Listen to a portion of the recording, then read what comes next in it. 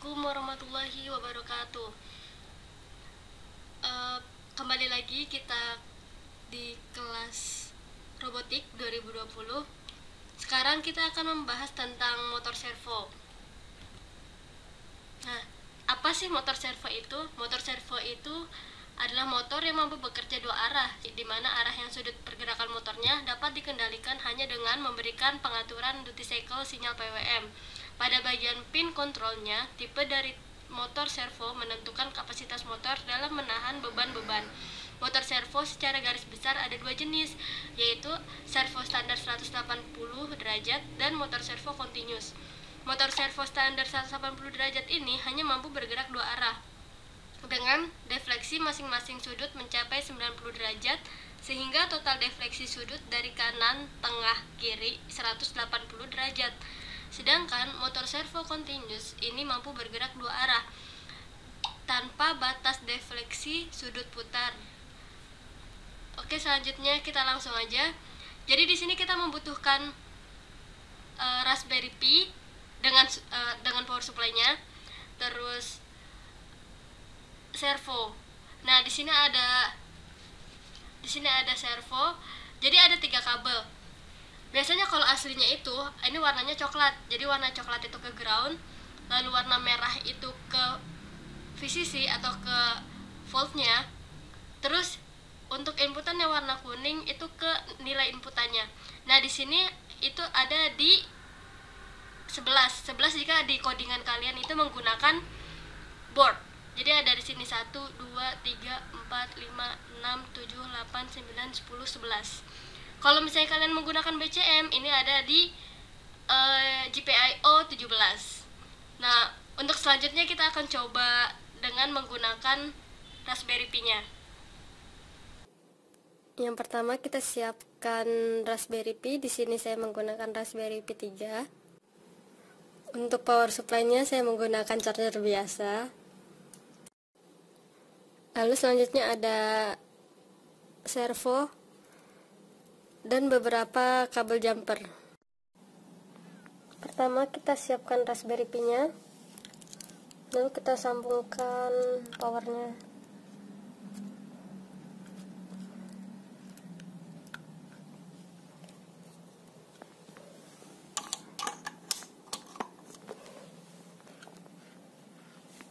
Oke. Selanjutnya kita akan memasang rangkaian servo sesuai dengan freezing yang ada di PowerPoint tadi.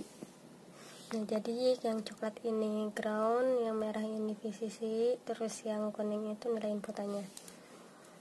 Kita pasang kabel jumper.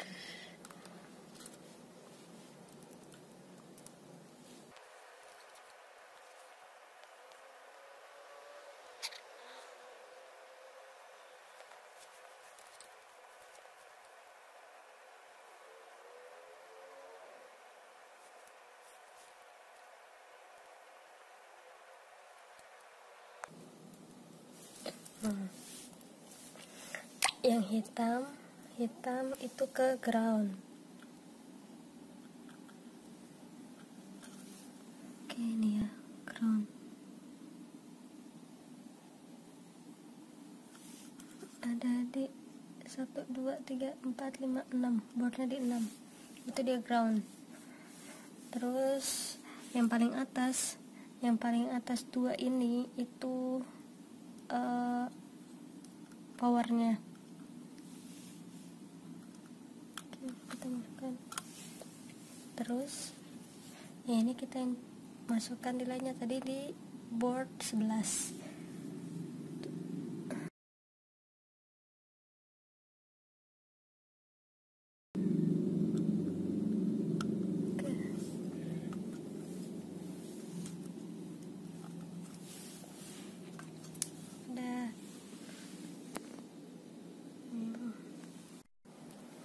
Pastikan Raspberry Pi kalian itu tersambung dengan koneksi WiFi kalian, dan juga yang di laptop kalian juga harus terkoneksi dengan WiFi yang sama. Terus habis itu kita masuk ke VNC.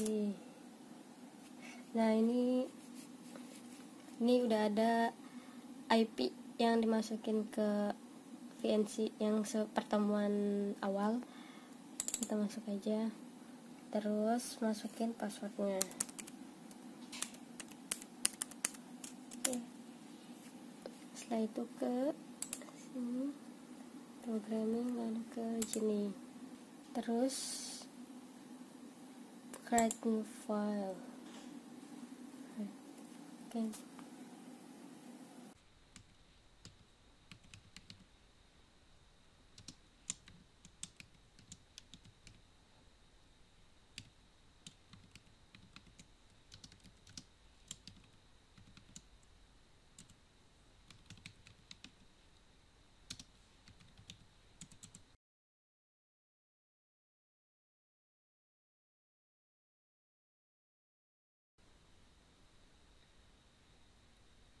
Nah, setelah codingan selesai, pastikan kalau misalnya file ini kalian udah save.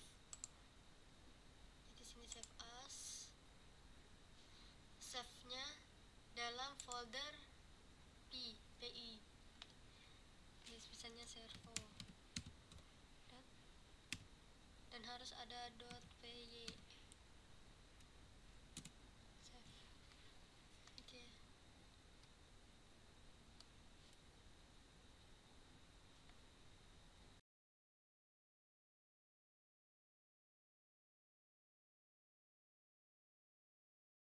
Connect ke servo.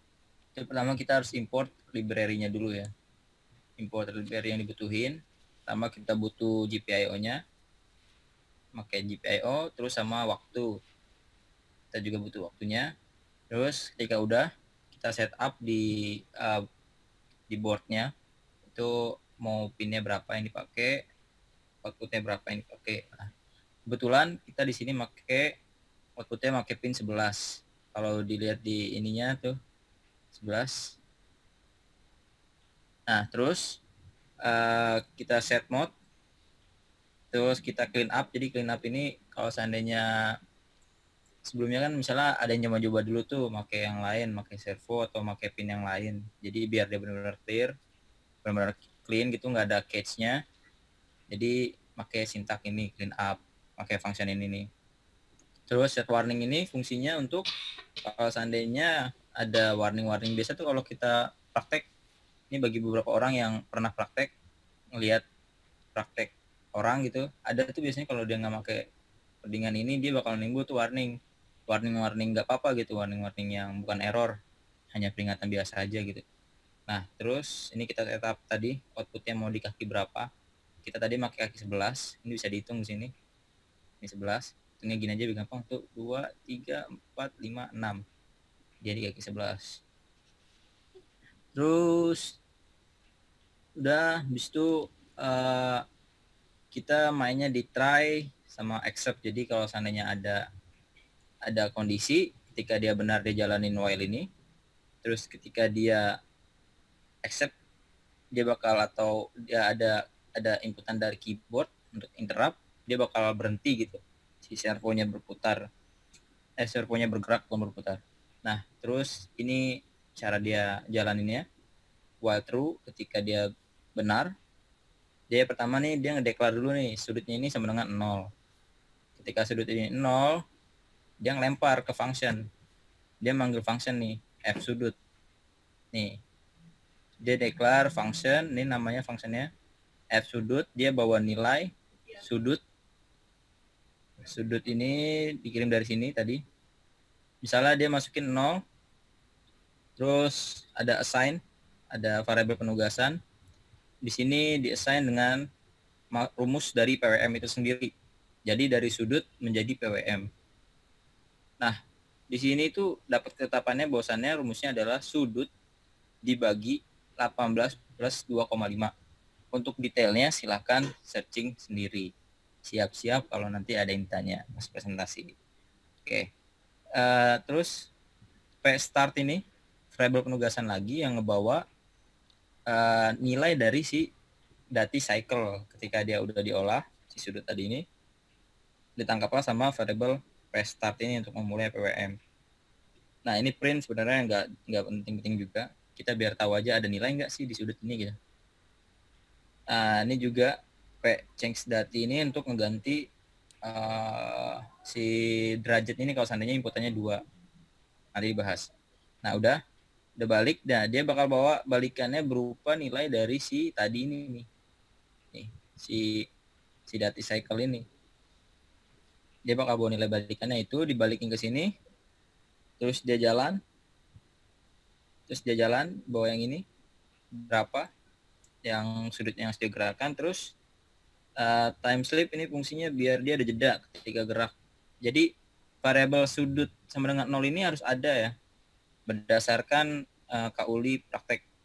Jadi dia kayak biar tahu tuh sudut awalnya di mana sih. Kalau seandainya nggak di-assign, dia bakal bingung mulainya dari sudut berapa gitu. Terus ada time slipnya.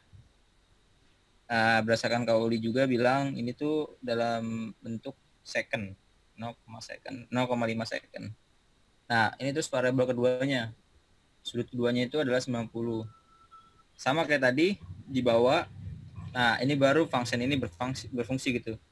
Yang tadi awalnya dia bawa 5, terus sekarang masuk ke 90. Nah, variabel inilah yang digunakan. Baik, bukan variabel tapi variabel penugasan yang ditugaskan itu yang ini. Change dati cycle gitu.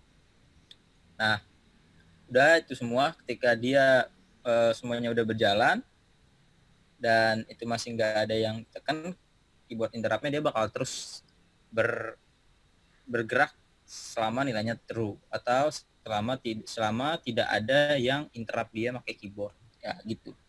Terus GPIO clean up lagi ini buat mastiin kalau seandainya udah selesai dari apa yang dijalanin, nggak ada catch lagi yang nyangkut di Raspi gitu, dan udah di stop sama dia.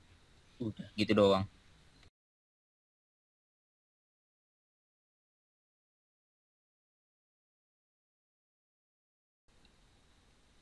Selanjutnya kita run program yang telah dibuat.